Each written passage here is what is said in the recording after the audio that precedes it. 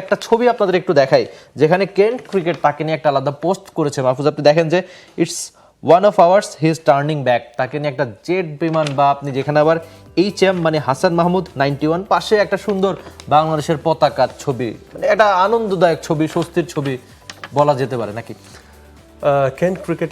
কেন্টের যে দলটা, সেই দলটার তো T20 দলটার নাম হচ্ছে স্পিডফায়ার, কেন্ট স্পিডফায়ার। সো স্পিডফায়ারের এই আপনি যেহেতু একটা জেট বিমানের, মানে একটা বিমানের আপনি ছবি দেখাচ্ছেন, সো এটার সাথে একটা রিলেশন আছে। ওকে, দ্বিতীয় বিশ্বযুদ্ধে একটা যুদ্ধ বিমান আসলে ব্যবহৃত হয়েছিল, যেটা কেন্টের সাথে ঐতিহাসিকভাবে খুবই রিলেটেড, এবং সেটার নাম ছিল সুপার মেরিন স্পিডফায়ার। ওকে, তো ওই মানে যুদ্ধ বিমানটাকে সম্মান জানাতেই তাদের কেন্টের ইতিহাস এবং ঐতিহ্যের সঙ্গে যেটা লেপ্টে আছে, তারা তাদের দলের নামটা রেখেছে স্পিডফায়ার। তো এক্স্যাক্টলি এই ছবিটা স্পিডফায়ারের কিনা আমি জানি না, তবে যদি হয়ে থাকে তাহলে সেটা আরও বেশি স্পেশাল হলো, কারণ সেই সময়ে যুদ্ধ বিমান যেগুলো ব্যবহৃত হতো, এই বিমানটাই সেই যুদ্ধ বিমানটা কিনা আই এম নট শিওর, সেটা বলতে পারছি না, বাট এই স্পিডফায়ার নামটা আসলে ওই বিমানটার সাথে ইনভলভ। সো ওই জায়গা থেকে যদি হাসান মাহমুদের নামটা ওই স্পিডফায়ারেই তারা লিখে থাকে, এটা আরও বেশি স্পেশাল, ট্রুলি স্পেশাল। দিন শেষে এই গল্পগুলোই ক্রিকেটের সৌন্দর্য আরো বাড়ায়। যখন আপনি অন্যান্য দেশের পেসারদের নিয়ে এরকম মাতামাতি, কেন্ট, কাউন্টি আপনি বিদেশি লিগে অনেক দেখবেন, কিন্তু যখন বাংলাদেশি কোনো পেসারকে নিয়ে এরকম আলাদা কেউ মাতামাতি করে, এই ব্যাপারটা তো অনেকখানি স্বস্তির। আমরা একটু নামগুলো দেখি যে এর আগে T20 ব্লাস্টে খেলা খুব বেশি বাংলাদেশি নাই। আপনি সাকিব, তামিম, ফিজ আর সবশেষ হাসান মাহমুদ। হাসান মাহমুদ এখনো খেলেন নাই, তিনি তিনটা ম্যাচ খেলবেন। তো সব মিলিয়ে কি একটু উচ্ছ্বাসিত কিনা আপনি? ওই জিম্বাবুয়েতে একটা টেস্ট তার খারাপ গেছে ভাই, একটা টেস্ট ম্যাচ যে কারো খারাপ যাইতে পারে, তো আপনি নিশ্চয়ই আশা করবেন তিনটা ম্যাচ তিনি খেলবেন, খুব ভালো করবেন। এমন হলে তো বেন স্টোকস আরো আগে রিটায়ার করতে, ওই 4টা ছক্কা খাওয়ার পরে। সো ইট ডাজন্ট ম্যাটার আসলে। স্টুয়ার্ট ব্রড না, মানে বেন স্টোকসের যে গল্পটা আছে, স্টুয়ার্ট ব্রডের আছে। সো আলটিমেটলি তারা হয়তো আরো আগে আসলে ক্রিকেটটা ছেড়ে দিতেন, বাট হাসান মাহমুদের ক্ষেত্রে যেটা হয়েছে যে কেন্টের কন্ডিশন বা সেখানকার কন্ডিশনে তিনি যেভাবে আসলে পারফর্ম করেছেন, সো কেন্ট পার্সোনালি দে আর প্লিজড। সো ওই জায়গা থেকে তারা কিন্তু তাকে তার ওই পারফরমেন্সটা, বোথ সাইড সুইং ক্যাপাবিলিটি এবং স্পটটাতে, সেটাতে তারা মুগ্ধ। T20তেও সেটা তারা কাজে লাগাতে চায়। আর ওই জায়গা থেকে আর আলটিমেটলি আপনি ওই জিম্বাবুয়ের সাথে পারফরমেন্স কি হলো, এটা তো এক এক কন্ডিশনে, এক এক মাঠে এক এক রকম একটা ঝামেলা থাকতেই পারে। এটা তবে হাসান নিজেও খুব উচ্ছ্বাসিত কেন্টে আরেকবার যোগ দিতে পারে। হাসান কি বলছেন তা আপনাদের একটু পড়ে শোনায়। তিনি বলছেন যে কেন্টে আমার সময়টা দারুণ কেটেছে। অবশ্যই বল হাতে যে ভালো পারফরমেন্স তিনি করেছেন, মানে নিজের পেশাদার ক্রিকেট ক্যারিয়ারের সেরা ইনিংসের বোলিং, সেরা একটা ম্যাচের বোলিং সব মিলিয়ে খুব ভালো পারফরমেন্স করেছিলেন তিনি লাল বলে। T20 আরেকবার সুযোগ পেয়ে তিনি বলছেন কেন্টে আমার সময়টা দারুণ কেটেছে।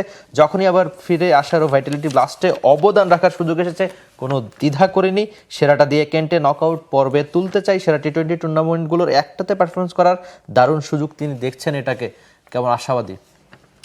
আশাবাদী তো বটে, এবং 3টা ম্যাচ যেটা ছিল মানে গ্রুপ পর্বের, সো গ্রুপ পর্বে তাদের কিন্তু ম্যাচ একটু বেশি, এবং 26 থেকে এই সিজন থেকে একটু ডিফারেন্ট ফরম্যাটে খেলা হচ্ছে।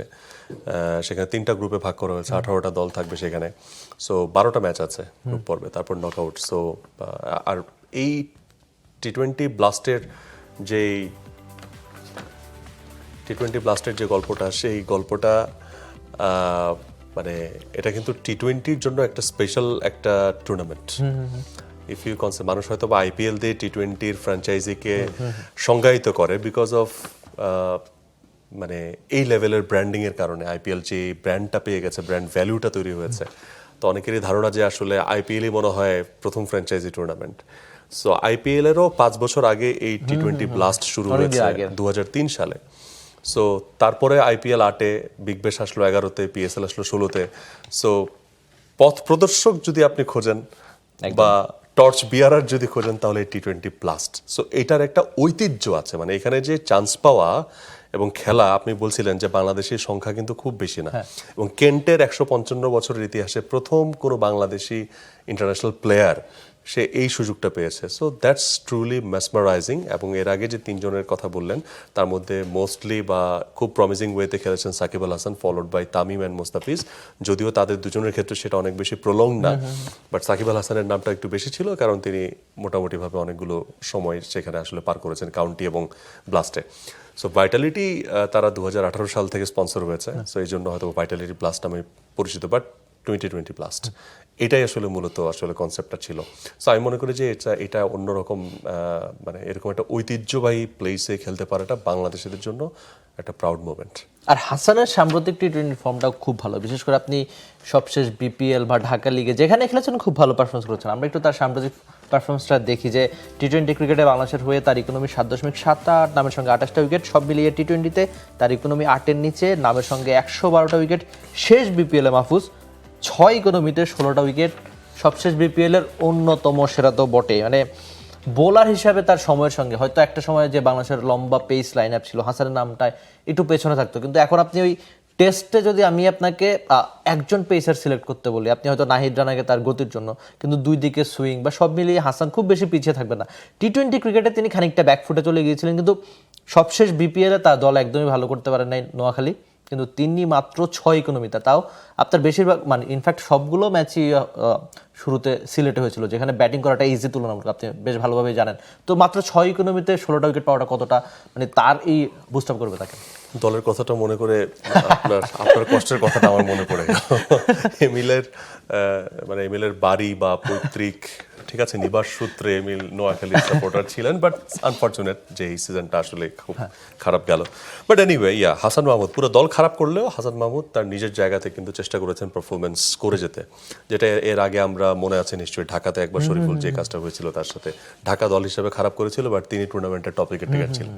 সো হাসান মাহমুদ ওয়াজ মানে ইন সাচ আ শেপ যে আমরা বলছিলাম যে স্পট বোলিং এবং বোথ সাইড সুইং, এটা আপনি যদি যে কোনো টুর্নামেন্টে করতে পারেন না, মানে এটা আপনার সফলতা আসবে, হয় আপনি ইকোনমি থাকবেন অথবা আপনি উইকেট পারচেস করবেন।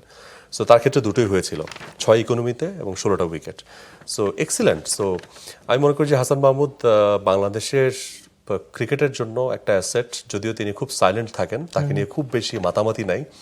আপনি টেস্টে বলেন, টেস্টে তো একটা অবধারিত নাম আছেই, ওডিআই এবং টি-20তে যদি ব্যাকআপ বোলার হিসেবে চিন্তা করেন তাহলে তিনি খুব ভালো একটা অ্যাসেট। সব ম্যাচে আপনার নাহিদ রানা সুস্থ থাকবেন এটা কিন্তু আপনি নিশ্চিত নন।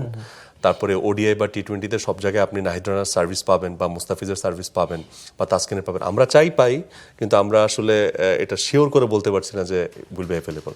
বাট এর বাইরে যখন রিপ্লেসমেন্ট হিসেবে হাসান মাহমুদের মতো কোনো বোলার ঢুকে যাবেন, প্রতিপক্ষ তাকে নিয়েও বিশেষ ছক কষতে হবে, এইরকম একটা জায়গাতে তিনি আছেন। সো এইটা আমাদের জন্য খুব মানে আমাদের স্ট্রেংথটাকে অনেক বেশি কমপ্লিমেন্ট করে। একটা ব্যাপার একটু জানতে চাই যে ছোট্ট করে একটা প্রেডিকশন, সব ঠিক থাকলে 5 তারিখে নামবেন হ্যাম্পশায়ারের বিপক্ষে, যেটা অ্যাওয়ে ম্যাচ, বাকি দুটো হচ্ছে হোম ম্যাচ। 3 ম্যাচে কয়টা উইকেট পেতে পারেন হাসান? প্রথম ম্যাচে 2টা পাবেন। আচ্ছা ঠিক এটা আছে, মনে দেখা হচ্ছে, যাক। বাকি দুটো আমরা ম্যাচ বাই ম্যাচ যাই।